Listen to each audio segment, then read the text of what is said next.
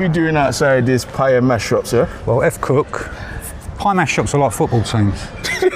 Everyone's got their favourites, do you know what I mean? Yeah, you're an Arsenal guy, Yeah, Arsenal, I'm also an f.cooke fan as well. So you've got Kelly's, Manzies, you know, there's a lot of competition, do you know what I mean? I'd probably suggest, yeah, the Kellys are probably Tottenham, whereas f.cooke is definitely the Gooners, definitely Arsenal, definitely top of the Premier League. But it used to be in Kingston Road in Dalston, and it was in a really beautiful old building, which is now a Chinese restaurant, actually. Yeah. Fantastic architecture. And what they used to have out the front was they'd have this big silver tray that used to come out the front with a big lump of ice in it, full of eels, right?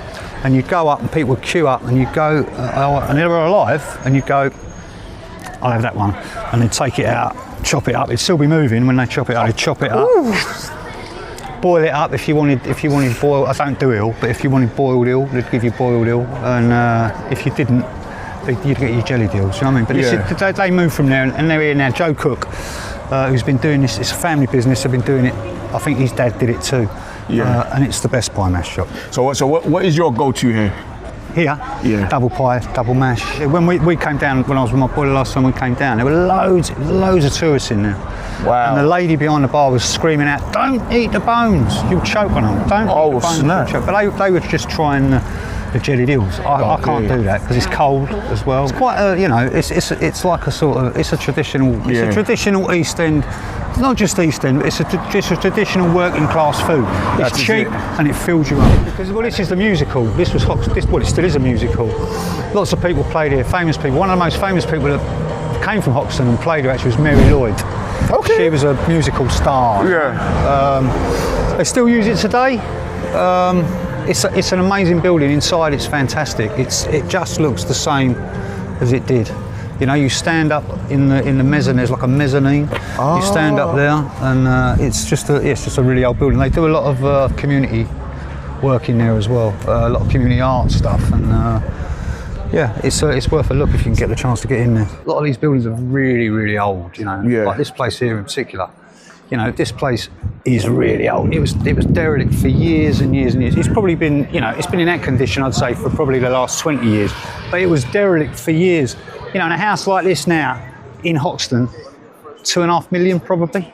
Wow. Probably. I mean, it's fantastic. And this shop next to it, when I was a kid, it used to be where the rag and bone man brought all of his stuff. So the rag and bone man would come round with his barrow. What is the rag and bone man? A rag and bone man would come round, he'd have a trolley, like a big old wooden trolley, cart. He'd ring a bell and he'd go, bring out your rags. And people would just give all their stuff away. When I was a kid, it wasn't the dumb thing wasn't to go and buy second-hand stuff. If you bought second-hand stuff, it was frowned upon. It's not like today where kind of vintage clothes, you know, it's like a cool thing to do, you know? Yeah. You wouldn't have worn second-hand clothes. And this place here was really like, as I say, like we had the poorhouse at the beginning. Right. Yeah. It was like just an open area with piles and piles and piles of clothes. And the poor would go in and just try and you know, they'd buy stuff for pennies. Yeah. As we're trying to cool ourselves down, ice pole, water, and a nice hot day in Hoxton. This is your pub, isn't it? This used to be my local, yeah. And it was great. We had some great times in there. And the thing about it was that you'd have a lot of young people in there, but you'd also get the old people from Hoxton would come out. And on a Friday, Saturday night, they were going out. They were going out. Nick that from Mickey Flanagan, but there you go. And they'd be suited and booted. They'd come out, the wives would all be done up, you know what I mean? They've got all the guys, and it had a real like nice eclectic mix in there. It was run by two guys, quite crazy, the pair of them. And you know, they'd have like a guy on a keyboard in there. They'd all be getting up doing karaoke. It was a little bit cheesy, but it was just great. And as I say, locking, you could knock on the door after 11. You could knock on the door and they'd let you in, you know, and they're refurbing it again. Yeah, they're renovating it, man. They're refurbing it again. So you know, it's got a magnificent tiled mural on the wall in there. Can't really see it, but which is a scene from Macbeth. So what was your go-to drink? I was a lager boy, wasn't I? Really, lager. I went through the gamut of alcohol. I was quite good at drinking. I was very good at it, and I haven't had a drink for 3.5 years. So amazing. Yeah. Okay. Apart from aqua.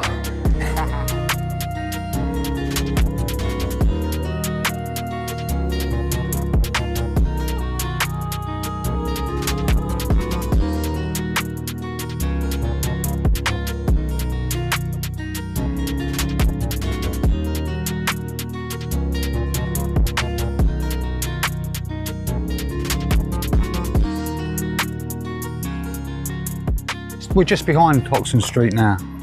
This road here leads to Pitfield Street. It's quite a sort of, I'd say famous, but it's quite a well-known street down the end there. And actually, they filmed quite a bit of that movie with Lenny McLean, The Governor. Okay. Sort of around that corner there, because apparently he used to live in, there's a place over there called Caliban Tower where some suggest Lenny McLean lived. It's not confirmed, but anyway, so this kind of gives you more of an idea, like a flavour of, like, before it was sort of, even though it doesn't look too gentrified, trust me, the difference around here is it's changed a lot. And this was more like, you know, what I kind of remember it as. It was more, you know, really kind of totally living on top of each other, but it was community spirit, you know. That is it. But it was also, you know, because of the nature where it is, you know, there were gangs around here, but it wasn't anything like gangs today. No, your days was the Crate brothers, right? Well, Ronnie and Reggie Crate. Not even that so much. Just sort of like people on their estates. So there'd be Hoxton, Haggerston, up that way would be Packetton Estate. Do you know what I mean? And people, you know, they get a little bit shirty, but it was never. No one was ever stabbed. If someone got stabbed, it was like front page news. Do you know what I mean? It was like such a rarity. So, you know, you might get a few people hanging out on the street. I'll tell you, as a kid growing up around here, there was nothing to do, right? There was nothing to do. There's a boys' club around the corner. We'll go and have a look at that. But like, other than that, you know, there were lots of dumps from the war. We used to play on the dumps. But you'd just be hanging about the streets. And, you know, so some people, I would imagine, get a bit bored. You know, see someone they don't really know. Rob them. Might be a little bit of it. But even that really wasn't. It was, although it was going on, it felt a lot safer. Right. Do you know what I mean? I mean, like getting mugged and all that, it was a real rare thing. For someone to nick something, you know, if someone to nick something off you was like, it was a big deal. What was the craziest crime that you've seen? Or have you been in anything yourself back then? Or really? No.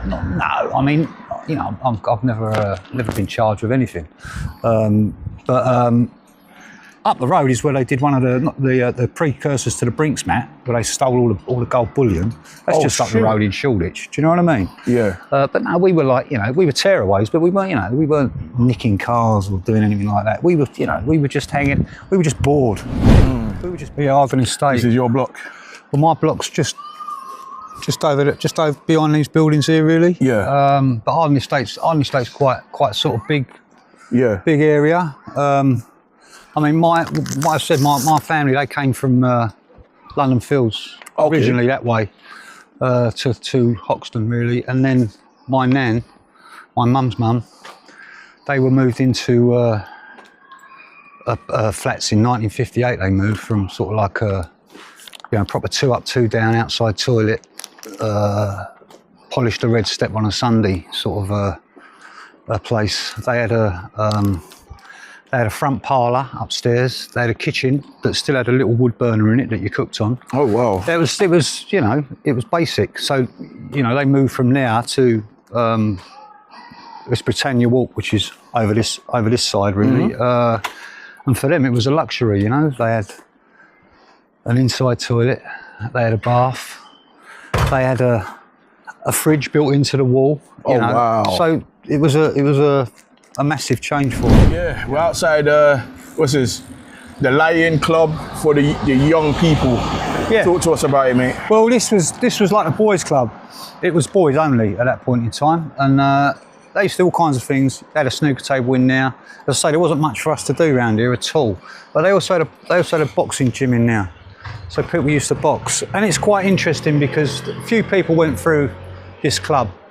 At one point, when John Conte was training for the World Championship, he used to come and he used to train here. So everyone that was training would be training with John Conte. It was amazing, actually. It was amazing. And fortunately, I haven't got them anymore. But I actually had the tape that he wore when he won the title. I had the tape that they cut off his hands. Lots of people went through this. I don't know if anybody remembers Grange Hill. Yes, come on. Okay, I love that show. What was the boy's name in it? The troublemaker.